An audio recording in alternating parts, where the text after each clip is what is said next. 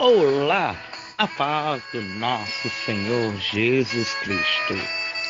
Bíblia na mão, palavra no fogão, abordando hoje outro texto sobre um personagem da palavra do Senhor. Hoje nós vamos falar sobre Gideão.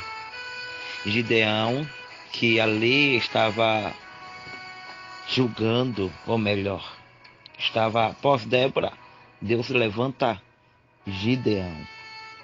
E é engraçado que Gideão ele não queria de maneira alguma ser escolhido por Deus, porque se achava tão pequeno e tão inferior para que Deus o levantasse. Mas vamos ler a palavra do Senhor, que é melhor. Livro de Juízes, capítulo 6, versículo 11, diz o seguinte a seguir: O anjo do Senhor veio e assentou-se debaixo do carvalho que está em Ofra, que pertencia a Joás, o Abzerita, onde Gideão, seu filho, estava malhando trigo no tanque de prensar uvas, para o esconder dos midianitas. Quando o anjo do Senhor apareceu a Gideão, lhe disse: O Senhor é contigo, homem valente. Gideão lhe respondeu: Ai, Senhor meu, se o Senhor é conosco, por que tudo isso nos sobreveio? E o que é feito de todas as suas maravilhas que nossos pais nos contaram, dizendo: Não nos fez o Senhor subir do Egito? Mas agora o Senhor nos desamparou e nos entregou nas mãos dos midianitas. Versículo 14. O Senhor olhou para ele e disse: Vai nesta tua força e livra Israel das mãos dos midianitas. Não te enviei eu? Respondeu-lhe Gideão: Senhor, como eu... Senhor meu, com quem livrarei Israel? A minha família é a mais pobre em Manassés, e eu sou menor da minha família. Versículo 16. Tornou-lhe o Senhor: Eu serei contigo, e tu ferirás os midianitas como a um só homem. Vamos orar? Pai, te rogamos, Senhor, de que hoje o Senhor revele a tua palavra. Deus, tudo é para ti. A honra, a glória, o poder, o louvor e a majestade. Tudo que eu falo, Senhor, é o Senhor que me inspira. Eu não tenho nada de mim, Pai. Ou melhor, eu não falo nada que seja de mim. Eu sei que eu sou falho. Eu sei que eu sou pecador. Mas o Senhor é que me dá, Pai, a inspiração. Em nome de Jesus, fala conosco. Revela a tua glória. Amém e amém, Jesus. A gente vai observar na história aqui, no contexto, de que após Débora se levantar e libertar o povo junto com Baraque, a gente vai ver que passa um tempo em que os filhos de Israel começam a fazer o que era mal aos olhos do Senhor. Capítulo 6, versículo 1 diz o seguinte: Os filhos de Israel, porém, fizeram o que era mal aos olhos do Senhor, e o Senhor entregou nas mãos dos midianitas por 7 anos. Ou seja, 7 anos. Deus começava a castigar o povo dele, porque o povo dele estava em total rebeldia, estavam fazendo o que não era do agrado de Deus. E muitas vezes a gente não entende o porquê entrou em prova tal, o porquê ainda está em prova tal. Mas será que você, revendo os teus valores, você tem feito o que é do agrado do Senhor? Não responda para mim, responda para Deus. Versículo 12 do capítulo 6 de Juízes: Prevalecendo o poder dos midianitas contra Israel, fizeram os filhos de Israel para si, por causa dos midianitas, as covas que estão nos montes, as cavernas e as fortalezas. Ou seja, os midianitas estavam tomando o território. Versículo 3: Sempre que Israel semeava, subiam contra ele os midianitas, os amalequitas e também os filhos do Oriente. Ou seja, todas as vezes que ele plantava, na hora de colher, quem estava colhendo era o povo que estava mandando, que estava ali sendo o seu senhor, enquanto o povo de Deus, o povo de Israel, estava sendo escravizado. E todas as vezes que ele plantava alguma coisa, o povo lá ia lá e tomava, saqueava. Versículo 4: contra eles acampavam e destruíam o produto da terra até que chegarem a Gaza. E não deixavam mantimento, ovelhas, bois nem jumentos. Eles estavam realmente sendo escravizados. Mas Deus queria libertar aquele povo. Versículo 5: subiam seus rebanhos, tendas com enxame de gafanhotos. Eram tão numerosos que não podiam se contar, nem eles, nem os seus camelos entravam na terra para destruir. Assim, Israel se enfraqueceu, ou seja, o povo de Deus se enfraqueceu tanto com a presença dos midianitas, que com os filhos de Israel clamaram ao Senhor.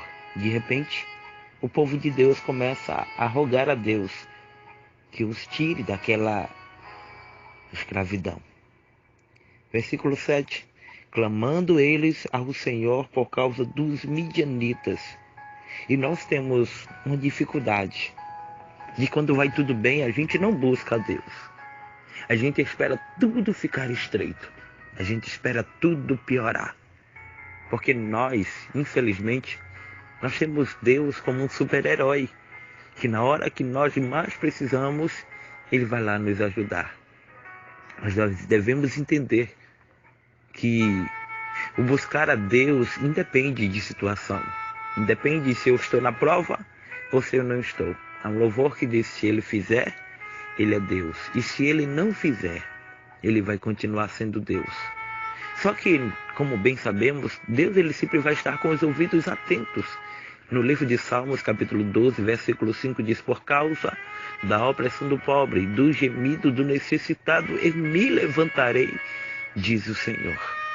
Mas nós devemos entender se a nossa aflição realmente é verdadeira, porque não vai adiantar de nada eu buscar a Deus agora, Deus responder agora, e de repente eu virar as costas para Deus. Entendeu agora? Aonde é que eu quero chegar? Versículo 8 diz o seguinte: enviou-lhe o Senhor um profeta que lhes disse: assim diz o Senhor, o Deus de Israel, do Egito eu vos fiz subir e vos tirei da terra da servidão. Deus usa ali um profeta e diz: olha, eu tirei vocês da terra do Egito e eu tirei vocês da terra da servidão, e eu vos livrarei das mãos dos egípcios e das mãos de todos os quantos oprimiam. Eu vos expulsei diante de vós da sua terra. Versículo 10 do capítulo 6. E eu vos disse: eu sou o Senhor, o vosso Deus. Não temais aos deuses dos amorreus. Entendemos aqui que deuses está no diminutivo, ou seja, não é o nosso Deus, o Deus a qual nós servimos. Porque todas as vezes que na palavra aparecer um Deus minúsculo, não será o teu Deus, ou não será o meu Deus, porque o nosso Deus é um Deus maiúsculo, que quer dizer um Deus todo-poderoso, Deus de Israel. Versículo 11, que vai começar a trajetória ou a narrativa, porque está gostosa essa leitura. O anjo do Senhor veio e assentou-se debaixo de um carvalho que está em Ofra, que pertencia a Joás, o Abzerita, onde seu filho, ou seja, Joás, era pai de Gideão. Seu filho estava malhando o trigo no tanque de prensar uvas para esconder dos midianitas. Naquela hora em qual todos estavam em tamanha escassez, Deus havia dado a Gideão a estratégia de malhar o trigo no lugar onde prensava uvas, para que os midianitas não pudessem ver, porque se eles vissem, ele ia confiscar tudo ali naquela hora. No versículo 12 é que vai começar a nossa trajetória. Quando o anjo do Senhor apareceu a Gideão, lhe disse: o Senhor é contigo, homem valente. E Gideão naquela hora Gideão lhe respondeu: se o Senhor é conosco, por que tudo isso nos sobreveio? E o que é que é feito todas as maravilhas que os nossos pais contaram, dizendo: não foi o Senhor que fez nos subir, mas agora nos desamparou e nos entregou nas mãos dos midianitas? Gideão estava questionando junto àquele anjo que ali apareceu e dizendo: olha, se Deus é conosco, por que a gente está sendo escravizado?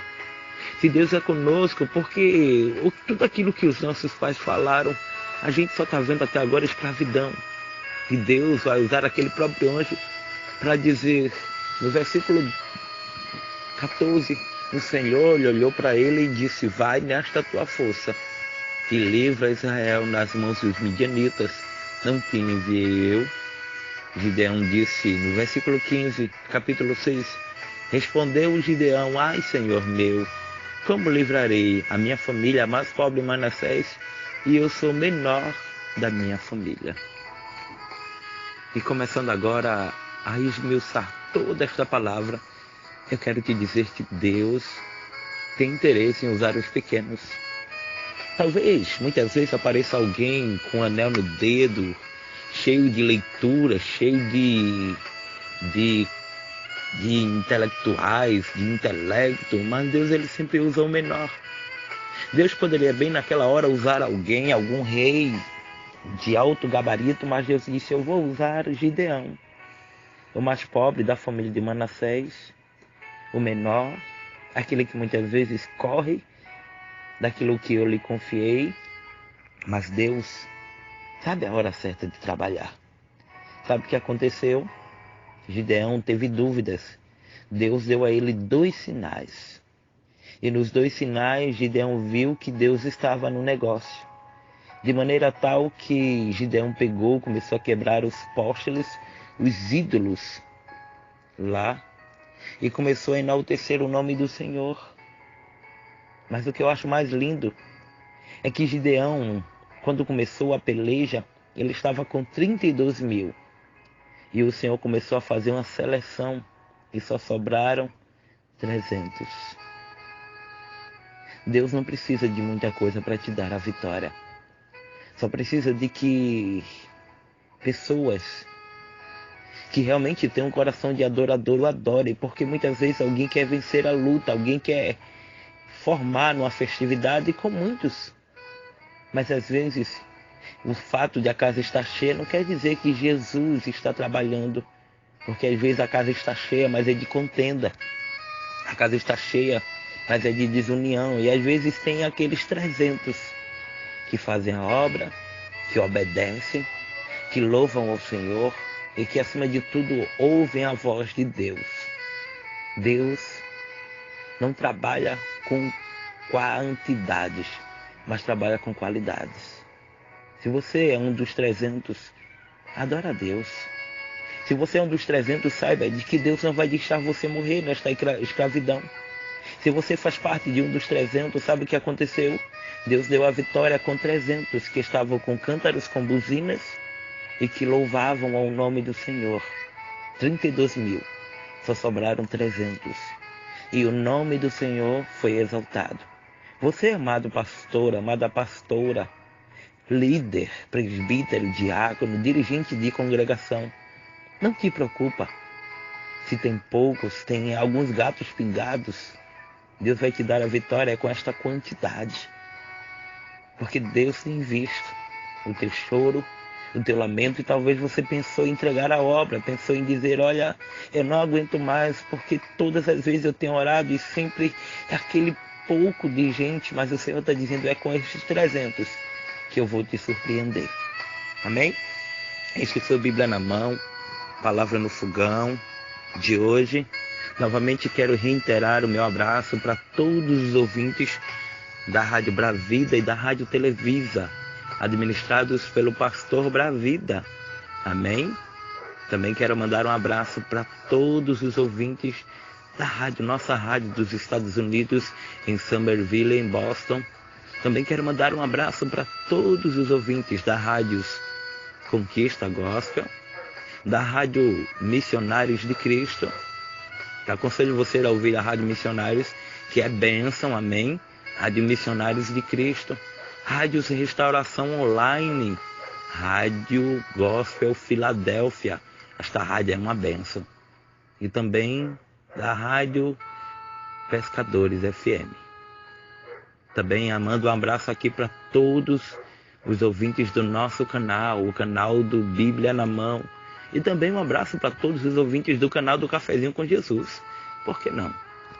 E louvo a Deus pela vida de todos vocês que gastam um pouco do seu tempo para ouvir Deus falar com você. A Bíblia diz que quem é de Deus ouve a palavra de Deus. Então, parabéns.